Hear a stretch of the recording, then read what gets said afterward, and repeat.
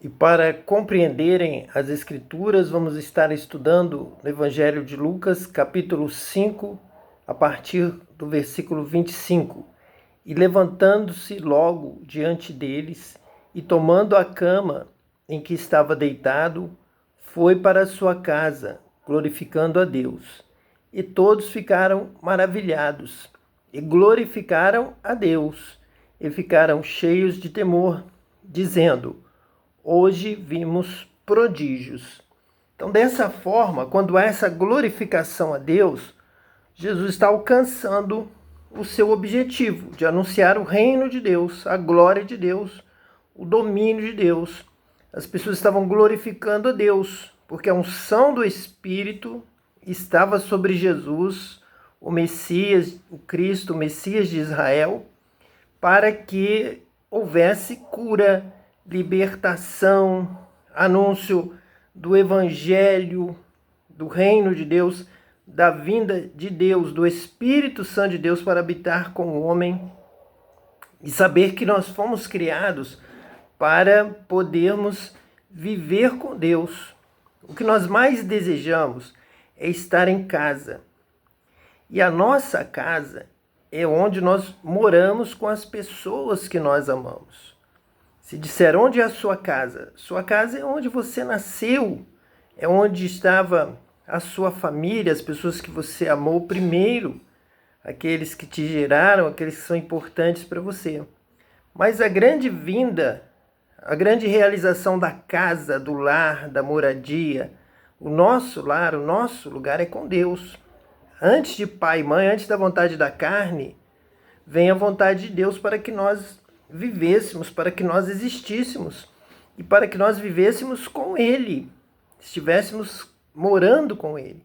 Então nós já fomos criados num templo, numa casa feita de barro, do pó da terra, para que pudéssemos habitar com Deus, para que Deus pudesse morar conosco, habitar nessa casa que é o nosso corpo. E essa palavra, então, esse projeto é cumprido pelo batismo com o Espírito Santo. Ele vem conosco morar, viver. Então nós estamos em casa, nos realizamos, temos um encontro com o nosso Pai eterno, nosso Pai celestial, nosso verdadeiro Pai, nosso Deus, o nosso Criador, o Senhor da nossa vida. Então este é o momento maior, é o momento principal. Então para Cristo também, é esse momento da glória de Deus estar em nós, Deus habitando em nós, pelo Espírito Santo que nos foi dado. Já Ele soprou o Espírito em nossas narinas e nós nos tornamos almas viventes, tornamos um novo ser, como anjos, arcanjos.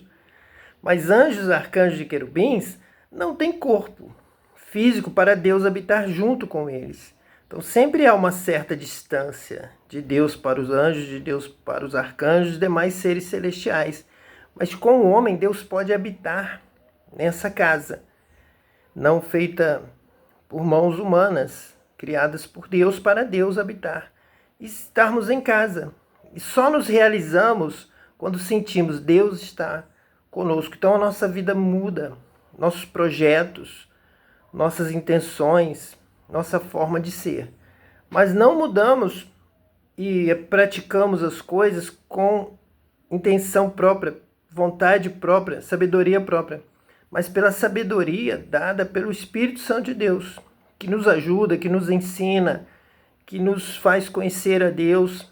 Viver uma vida que agrada a Deus é uma vida dirigida, guiada pelo próprio Espírito de Deus que está conosco, sempre habitando conosco, todos os momentos, dia e noite. Ele está em nós, nos guiando na palavra, nos guiando nos gestos, nos guiando na resposta, nos guiando nas atitudes. Em tudo, sentimos e vemos e percebemos que o Espírito de Deus habita em nós e está agora aqui nos guiando em toda a justiça, em toda a verdade, nos ensinando e nos fazendo lembrar de todas as coisas a respeito de Jesus, de tudo que ele falou, ensinou, de todo o seu propósito. Então Jesus aqui alcança claramente o objetivo, que todos glorifiquem a Deus. Hoje vimos prodígio de Deus, está aqui, o reino de Deus é chegado a nós. Essa é a expressão deste povo. O versículo 27 nos diz assim: E depois disto saiu e viu um publicano chamado Levi assentado na recebedoria e disse-lhe: Segue-me. E ele, deixando tudo, levantou-se e o seguiu. Então também Levi, assim como Pedro, João, já era ali das redondezas da Galileia, já ouviu falar de Jesus, e mais de perto esses apóstolos estão sendo chamados, pessoas que o conheciam, que viram a cura do paralítico, que ouviram o que Jesus falava, viam os sinais, os milagres, a autoridade de Jesus como Senhor. Então Levi também tem essa coragem de deixar tudo e seguir a Jesus por onde quer que ele for, como apóstolo, para que Levi também seja batizado com o Espírito Santo e possa levar a mensagem do reino de Deus para toda a terra. Versículo 29.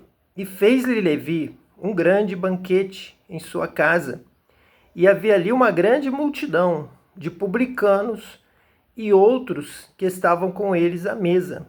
E os escribas deles e os fariseus murmuravam contra os seus discípulos, dizendo: Por que comeis e bebeis com publicanos e pecadores? Então, aquela murmuração no meio do povo, promovida pelos escribas, pelos estudiosos da Torá deles, do grupo ali da Galileia, e por fariseus que ainda estavam com ele, já estavam lá criando problema na cura do paralítico e agora estavam aqui na festa criando problemas, sendo que Jesus está chamando publicanos e chamando pecadores, porque Jesus quer justamente alcançar a estes.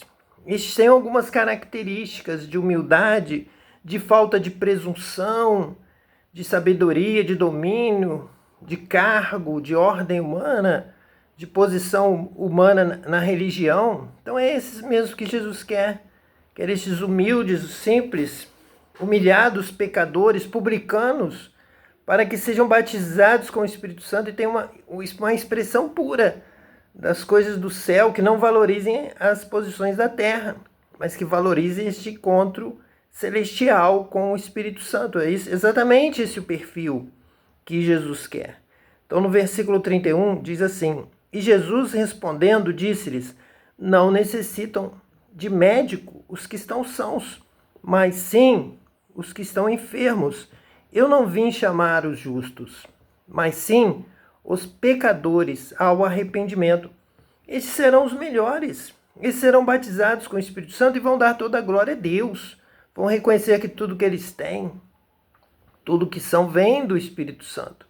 Eles são pecadores. Eles não têm posição. Jesus não vai chamar um fariseu, porque já seria demais ele já ter todo o orgulho de ser o que dominava o conhecimento, a pureza de atitudes, já era reconhecido como um fariseu, muito bem preparado nas escolas dos fariseus com os mestres fariseus, como até mesmo posteriormente o apóstolo Paulo vem de uma nova experiência. Mas naquele momento, Jesus vem chamar os pecadores. São esses que devem caminhar com ele humildemente, ouvindo o seu ensinamento, realmente sendo transformados, realmente chegando a um arrependimento, a um quebrantamento de coração. Jesus é duro com os escribas e com os fariseus, porque Jesus já sabe, conhece o coração deles, sabe com quem está lidando. Eles são presunçosos, eles são vaidosos, eles se acham melhores, eles se acham superiores. Eles não dariam ouvido ao ensinamento de Jesus como um pecador, como um publicano, como alguém que estava a serviço do Império Romano e com vergonha, com timidez, com dificuldades para se relacionar com a nação de Israel, pelo seu cargo, pela sua posição, estava humilhado, era realmente um pecador. Esse sim vai ser transformado e vai dar glória a Deus, vai reconhecer que é a obra de Deus, e quem dirige, quem ensina, quem sabe, quem realiza todas as coisas é o Espírito Santo.